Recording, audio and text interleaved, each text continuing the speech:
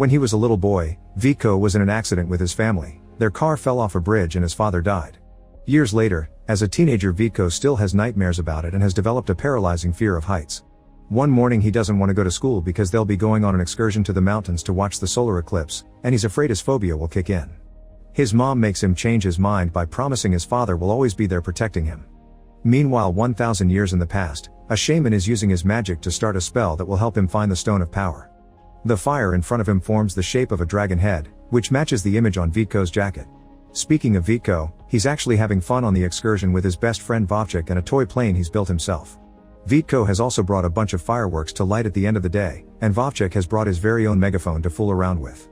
After walking through the forest for a while, the group needs to cross a bridge to reach the mountaintop, but Viko freezes in the middle of it because of his phobia and Vovchik has to drag him back to the beginning.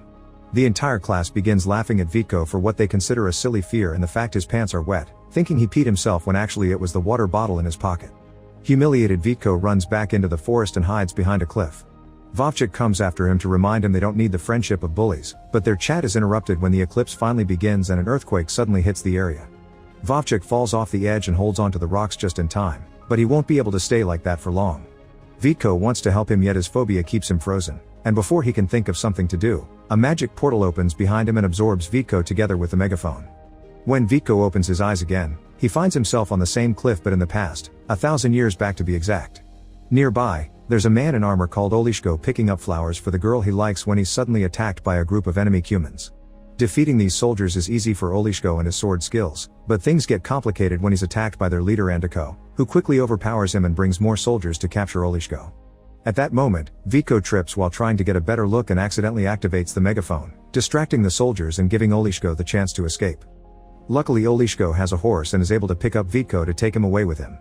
When they reach the river, Olishko summons the spirit that lives there to form a path for him to pass, and this path disappears once Olishko and Viko have crossed, making Andiko and the humans give up for now and leave.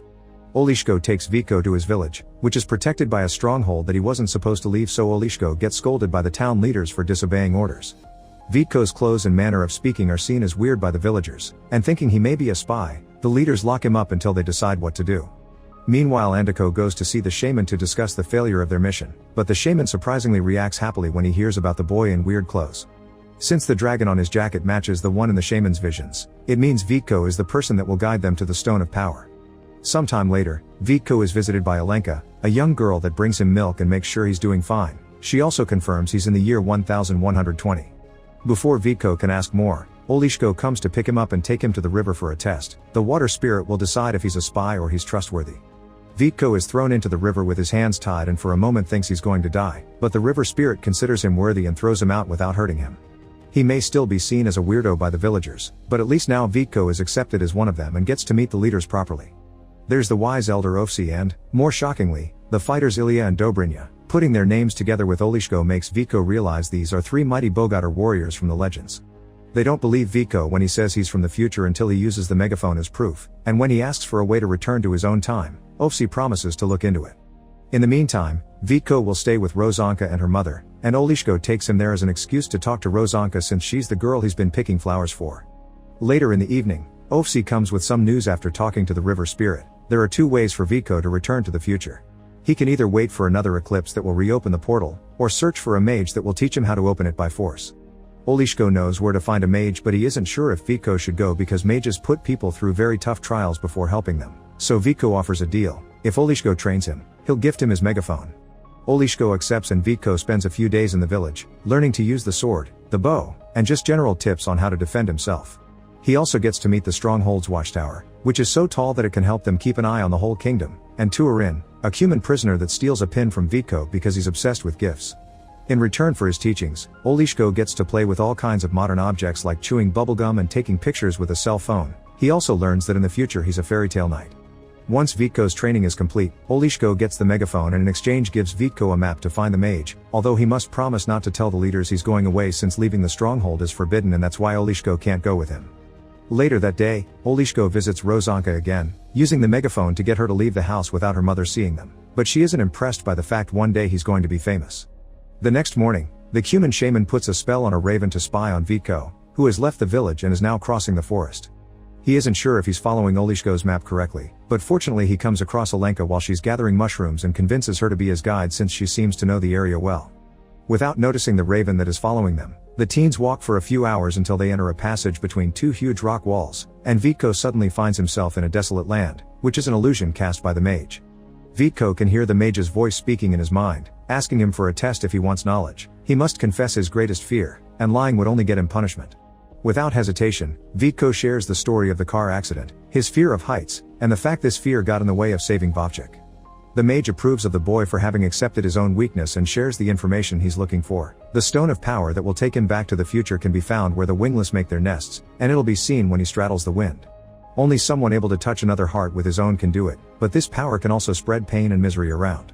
As soon as the mage finishes saying the riddle, Vitko returns to the forest and learns Alenka never noticed he had been gone. However, she does believe him when he shares his experience and guesses that the nest for the wingless must refer to Stork Village. They make it to this village a few hours later, and to find the stone, Vitko uses a kite that he makes on the spot to straddle the wind as the riddle said. The kite falls into the water, and Vitko jumps in to follow the string until he finally finds the stone of power. The raven sees all this, and as soon as the news reaches the shaman, he sends a bunch of Cuman soldiers to steal the stone. These warriors are ruthless, and not only do they kidnap Vitko and Alenka, they also kill the villagers and light their houses on fire. Fortunately, thanks to the watchtower, the soldiers at the stronghold learn about this attack and immediately send their own warriors, led by Ilya, Dobrynya, and Olishko. They beat up the Cumans easily with their superior sword skills, but there's an archer hidden in the woods that they can't see. Vitko does see him though, and he uses his own bow to get him before he can shoot a single arrow. Once everyone returns to the stronghold, Vitko and Alenka are scolded for leaving, but at least Ilya promises to guide Vitko the next day so he can find the place where he can use the stone. Meanwhile, Andiko is furious with the shaman since his plan made them lose an entire unit of soldiers, and threatens with killing him if he doesn't get him the stone next time. The following morning, Vitko is taken to the rock that brought him to the past, but putting the stone of power on it does nothing. Vitko thinks it has to do with the part of the riddle mentioning hearts, but Ofsi thinks they need to wait for a storm because the god that made that stone was the muster of thunder and that may activate its power. When they return to the stronghold, Vitko follows Ofsi to his home and discovers the old man is an inventor that is trying to make a flying machine. Obviously his knowledge is lacking, thus Vitko takes the chance to teach him about aerodynamics, using a paper plane as an example.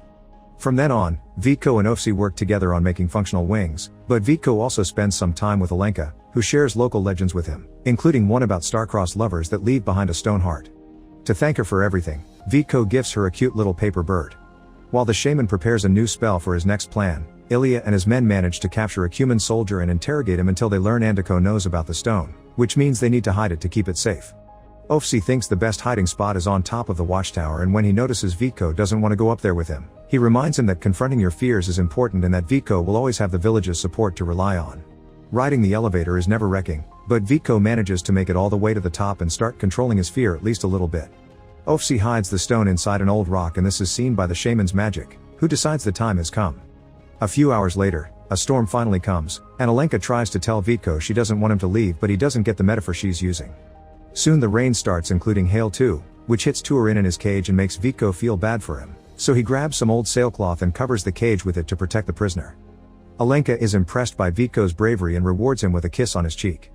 That night, a flash of lightning hits the stronghold wall and breaks some stone that falls near the cage. Turin takes advantage of this and uses this debris to break the lock, escaping under the protection of the rain. Turin travels all the way to the Cuman camp, where it's revealed he's Andiko's brother, yet Andiko doesn't want anything to do with such a deformed beast. The gifts Turin have brought for him don't impress him because they're silly things like a chicken, but Andiko quickly changes his mind when the shaman notices Turin has also brought the stone of power. However, the stone still hasn't been activated and the shaman fails when he tries to use it, so he informs Andiko that they'll need the person that retrieved the stone from the river to make it work. The next morning, people in the stronghold find out that Turin and the stone are gone. Attacking the Cuman camp would be a bad idea that would get them all killed, so Vitko and Ofsi concentrate on finishing the flying machine because it's their only hope to recover the stone. Sometime later, while Ofsi and Alenka go out to gather berries and some mud to paint the flying machine, they're ambushed by a group of Cuman warriors that kidnap Alenka. Ofsi tries to defend himself, but there are too many of them and he ends up wounded. He does manage to make it back to the village, but he only can tell everyone about what happened to Alenka before dying. Speaking of Alenka, she's taken to Andiko, who steals her paper bird and sends it with a raven as a message to Vitko. Dangerous as it may be, Vitko still decides to go alone to the Cuman camp, where he's asked to activate the stone if he wants Alenka to live. Pretending to know what he's doing, Vico pulls out the fireworks from his bag and lights them up as he says random phrases from his English class to make it seem like he's speaking a mysterious mythical language. Then he throws the fireworks at the soldiers to create chaos and confusion around the camp, which allows him to grab Alenka and run to the horses. Unfortunately, before they can escape, they're captured again by Andiko, who gives Vico one last chance to activate the stone or he'll kill them both. Vico doesn't know what to do until he recites the riddle in his head again and realizes heart to heart means the magic of the human bond. He approaches Alenka and when they hold the stone together, the magic inside it finally comes to life. After the shaman takes the stone away to power up their army, Andiko orders Turin to kill the teens, but he can't bring himself to do it because he remembers how kind Vico had been to him. Instead, Turin frees Vico and Alenka and gets them a horse, and such a gesture earns him a piece of candy from Vico as thanks. Turin loves gifts and tries to impress his brother with the candy, but Andiko ends up killing him for what he considers a great betrayal. The next morning, Vico and Alenka make it back to the stronghold and warn everyone about the incoming human attack. All the soldiers and the 3 Bogatar warriors get ready to defend their home, but nothing prepares them for the sight that comes with the human army. It's a giant golem that the shaman is controlling with the power of the stone. The stronghold fires its catapults, but none of the projectiles is strong enough to hurt the golem. In fact, the big guy takes one of the boulders and shoots it back, breaking the gate. Noticing how big and heavy the golem is, Olishko gets an idea and leaves the stronghold to make the golem chase him, expertly dodging every slow attack until he makes the golem trip and fall into the river, where the water spirit captures it. Olishko falls into the river as well, causing Rozanka to get worried and run to the shore to cry for him, but it turns out he's just fine and Rozanka rewards his heroics with a kiss. At that moment, a new eclipse begins, so Vico says goodbye to Alenka and gets a horse in order to reach the rock with the portal quickly. Unfortunately, the eclipse is also seen as a sign by Andiko, who orders his army to take advantage of the poor light and attack the stronghold. Under the Bogatar trio's wise leadership, the villagers defend their home from the human army to the point where even the women manage to land a hit or two. Finding himself at disadvantage, Andiko decides to leave with his soldiers before they're all killed, but the shaman isn't ready to give up yet. He still has control over the stone and manages to bring the golem out of the water for a new attack. Noticing the return of the golem even at a distance, Vico decides to come back to the stronghold and share a plan to defeat it.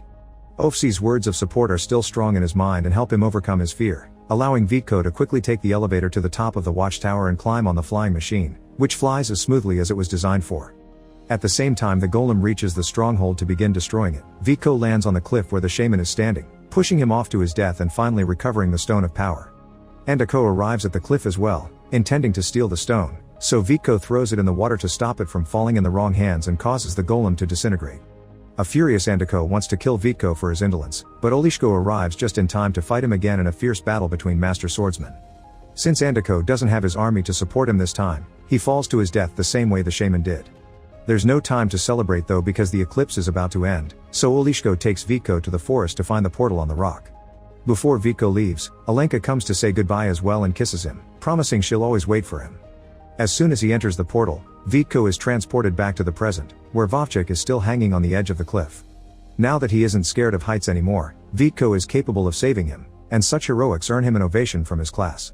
A year later, Vico's mother surprises him with an ancient book he's been looking for since his eclipse excursion.